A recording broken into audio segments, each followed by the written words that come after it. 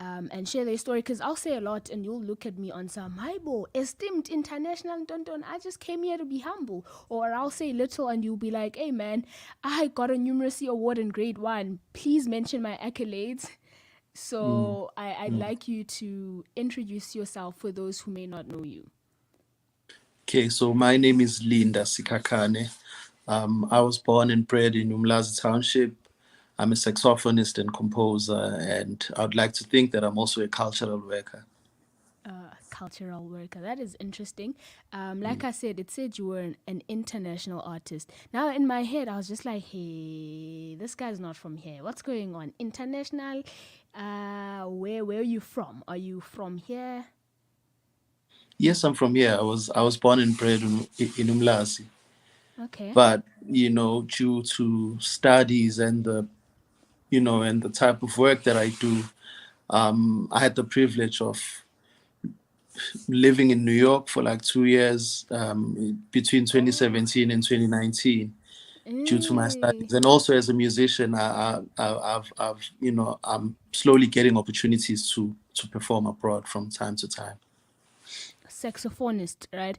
Mm. Growing up, I used to have this thing, Ubana, hey man, people that play instruments are the white people or like black Americans, and it's not a thing that we as South African black people do a lot. And if we do, it's not like on a global scale, which is crazy because we have Otatu Huma Sekela playing trumpets Mm. and stuff like that. But when did you tap into it? Were you still a kid, or is it just something that you found along the journey and you were like, hey, why not? Well, I tapped into it at a very early stage. I think I was 9 years old when I Mm. first played a musical instrument. Mm. And at school, the school that I went to, Clearwood Boys Primary School in Durban, offered music lessons. But I also come from a very important community center in Umlazi called Mm. Siakula Music Center, which offers music lessons, and it has been offering these lessons for more than 30 years. So I don't think black people are not exposed to instruments, because I've seen a lot of people being exposed to these kind of instruments. Mm. Yeah, that's a misconception because as a kid, I used to, you know, I had a passion for piano, and I was just like, hey, where do I learn? And I came from this township in Tanzania. There were no classes being offered and stuff, and we Mm, literally thought the only time we would get to do this is if we went to like white areas or went to white schools, which actually happened when I got to school. I managed to find an instrument to play because it was offered there. So that's yeah, why it's always fascinating when someone learns at a very young age. yeah, yeah. I mean, you're talking about something important, just the difference in schools and what the schools Mm. offer. And I think we have a big responsibility, so that even underprivileged schools Yeah. should have access to these programs, music programs, and these programs should be acknowledged in a very in a curriculum sense as well. Mm. Because Yeah. I think when I was in primary school or high school, I was also worried that my high school did not offer Mm.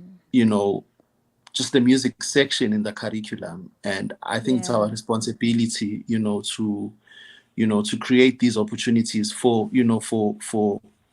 every type of class when it comes to education. Mm. Speaking of opportunities, you had an opportunity to be guided by the late Dr. Brian Twosie. How was that? That was really awesome. Baptusi, he holds a very Ah, special Babu Twosie. place in my Kakakai. You in guys my heard. heart here. Yeah, no, he Mm. was a father. He was a father to Mm. the community, and he had such a big heart. For him to create such an opportunity for the community was you can just tell that he was really thinking for the community, and I'm really grateful for him. Goes back to what you said, about um, schools, for example, having a musical based curriculum where Mm. you're not just taught music. Kufundiswa uzoba, that thingy with the 5 lines. I forgot the name of that Yeah. thing, but where you're not just taught that, but you're actually exposed to these instruments and you're guided by people who are legends in the field. Where okay, wait, I think I'll be speaking on some sensitive subjects right now, but where, the education system or like the government places, artists in schools where there's a resident saxophonist or there's a resident musical expert or something in each and every school, that would be Mm. great. Imagine Yeah. if a lot of kids would be exposed to the likes of Dr. Brian Twosie. That would be insane, Mm. super Mm. insane. You also worked with Nduduzo Makatini. That Yeah. is, Yeah. and you're so chilled about this. You're just like, yay! It's like, dude, Well, it's truly humbling Makatini. for me, because he to this day he plays a very big role in my life, as a brother, as a mentor, and as just a guide. He's very important in our community, and I'm really grateful to have this relationship with him, and I'm really thankful that he was able to sort of like create a safe space for us, and Yeah. I've been under his wings for the past 10 years, and he's been a really great mentor. How important is that? How do you think that is important in music, not just music, but when the idea of having mentors around you It's and very like important. Mentorship is very important, and it's not an abstract idea in our African concepts. As you know, that there's this relationship between a master and a disciple, and this is how knowledge is passed on, and this is how knowledge can reach generations and generations. So it's really important to have a mentor, because through a mentor you are able to get lessons from mentors that precede the mentor that you are currently with. So it's just important in a sense that information is passed on in a very important way. speaking of information, you had entered the Summer Overseas Scholarship competition. How did you come to know of that? Well, the competition had been going on for years, and I guess as a jazz student, one would not miss it, because the applications were very visible in every type of social media that you would think of, and also being at university, the application process was also available to us. And then you win. Yeah. How's that moment when you how's that I've never won anything in my life. Yeah, it was How's really that moment humbling. when you I, win? I think it was the first thing that I ever won in my life, and I think the last as well. It was yeah, it was. I was so humbling, to be honest. I was not expecting to win, and my reason for entering the competition was to be exposed to an audience, and it was to integrate with people that have a similar vision with me. So more than it being a competition, it was just a way of being a part of a community that is striving for something. I love how modest and humble you are when you talk about integrating with people that have the same passion and vision as you. I mean, you worked with Spongile Kumalo, Kaya Mahlangu, Duduzo Makate. Taniso Mazwai, like all the greats, and you are so You're so humble about it. It's insane. And then you went to New York with the money that you won there. Yeah. Was it like an active decision? Was it something that you were planning for, or was it just like a spur of the moment thing? I had not planned for anything because I wasn't expecting to win.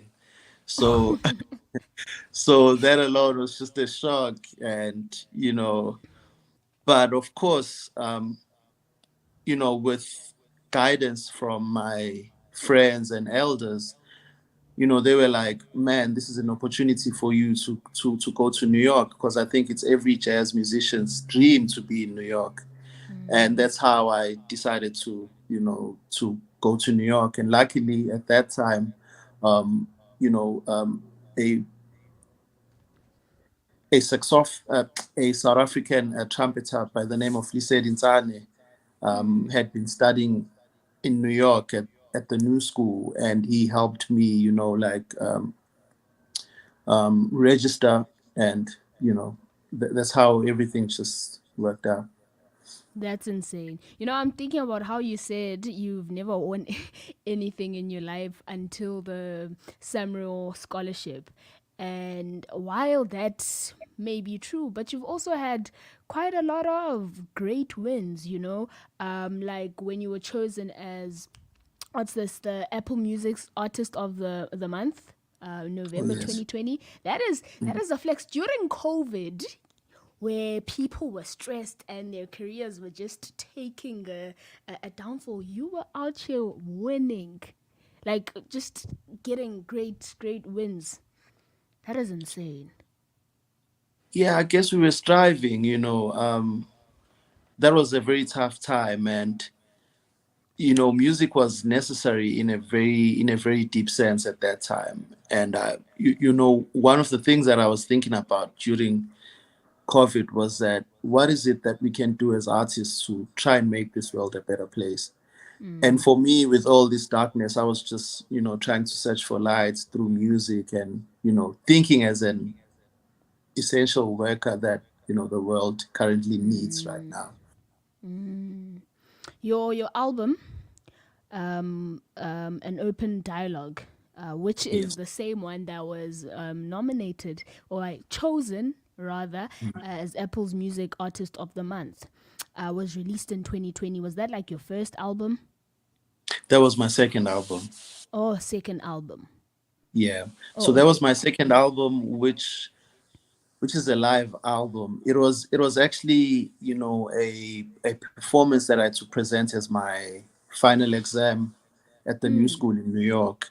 And fortunately, it was well recorded and the performance was Hectic. meaningful, so we decided to release it as an album. Hectic. So you weren't planning to record it. That is insane. Yeah, yeah. As in, you're that good. Like you're that good. Hectic. Now you're releasing your third album. Yeah. Please tell us about it. So Isambulo was released in June. So this is my recent release, and it was recorded last year. Yeah, so Isambulo just speaks about this constant discovery, constant finding, and we're trying to just find revelation through music. So that's the whole basis of the project. When are you releasing it? It has been released. It's Oh, out. already. When did it Yeah, drop? it dropped sometime in June. The album is And out. how? Yeah, that's dope. That's dope. Nice keep art. How's it doing so far? Well, it has been well received. I think the music comes from a very deep place, and it's doing its work. Yeah, because you described it as a spiritual experience. Now, how important is spirituality in your music? It's very important because my relationship with music stems from spirituality. I know music as a property of spirituality, or I know music as music that has some property, which is linked to spirituality. So my relationship with music has always been linked to spirituality. Spiritual. Yeah. I love that. Where can people catch the album? The album is available on all digital platforms. I also have hard copies. If people would like to purchase hard copies, they can hop on Bandcamp, or they can also reach out to me on my socials. I can also courier copies. Yeah, They still sell hard copies. That is yeah, very artistic and just of yeah. you, because I didn't think people still did that. And on the socials, where can people find you? So on the socials, on Instagram at Linda Sikakhane _ on Twitter at Linda Sikakhane, on Facebook at Linda Sikakhane. I'm interested. Do you have any visuals? Maybe like a video of your live recording. Um, I'm sure you can find something on YouTube under my name. Okay. I have a Okay. YouTube profile as well. Yeah. Oh, okay. That is fantastic. Thank you so much for speaking to us. I would Thank you really for having me. appreciate it. I'm about to binge on your music right now. Yeah. I'm a huge fan of jazz music. I used to listen to it with my dad, and now that he's passed, it's sort of like a thing that I guess lives through me now. And I'm only just a kid, man. Whenever I listen to music, my friends will always say, "Hey, bruh, you're 19. Why are you listening to jazz when you could be listening to trap?" I do listen to trap, but there's something about jazz, you know. Yeah. So I will definitely be binging your music, and you'll hear from me on the socials. I do a lot of reviews on the artists that I've discovered and that I listen to. So it was really nice talking to you, and I'm not just saying that for like